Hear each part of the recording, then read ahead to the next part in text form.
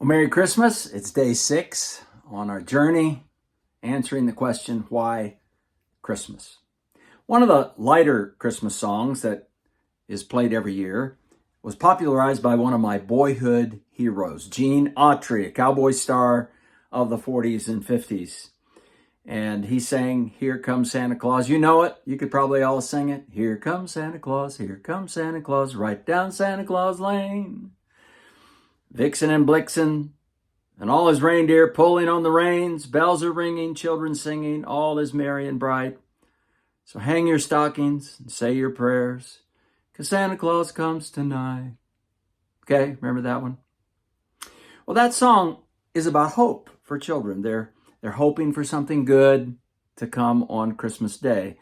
Just the right gift. It's going to make everything okay. Whatever else is going on, going wrong in their lives, children have hope. Well, in Exodus, the second book of the Old Testament, we could sing a song, "Here Comes Moses." Now, I don't have a song for that. No clever lyrics, just the facts of the story. That small nation or family of 70 had grown to several million over 400 years of captivity, slavery in Egypt. And at first, they were an asset to Egypt. But then a new king came along and saw them as a threat. And you can read about that history in the Old Testament.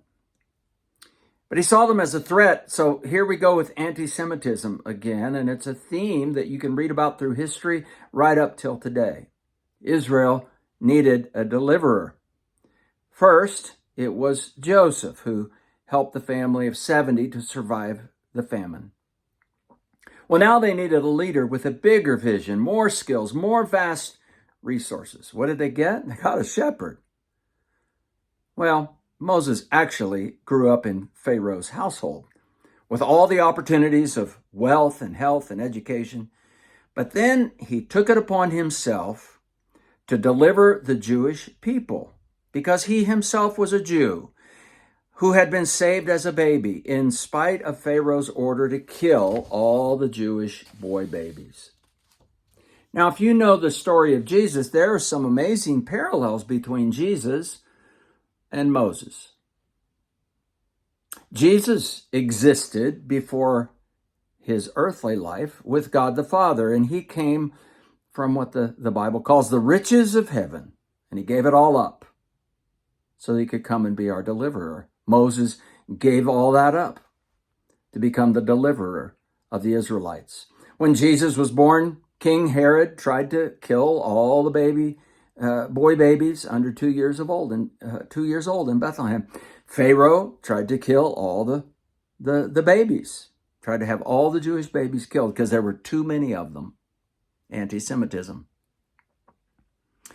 So Moses did lead the children of Israel out of Egypt. Jesus' family also had to flee to Egypt after he was born to save them from King Herod. Then he came back home to Israel. Moses led his people back to the promised land.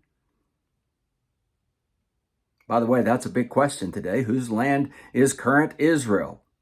Seems to be some confusion. I don't think there should be any confusion. God gave that land to Abraham in 1800 BC. They've been back and forth ever since because of political situations, but it's their land.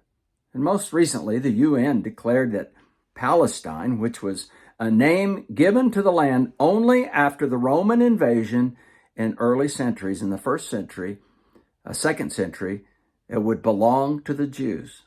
That's a history worth looking into, my friends. Well, Moses' job, lead the Jewish people to the promised land, give them the law to keep God's people on track till what happened? Christmas Day. Messiah would be born. And that is another part of what Christmas is all about. See you tomorrow.